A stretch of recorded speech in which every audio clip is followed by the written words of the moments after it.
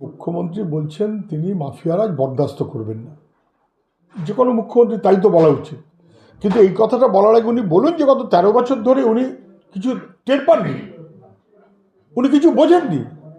তৃণমূলের অফিস যে বাড়িতে খাগড়াগড়, সেই বাড়িতেই জঙ্গি কাজ, একই বাড়িতে, তাও তো টের পাননি। বিস্ফোরণের পর তারপর ধামাচাপা দিলেন।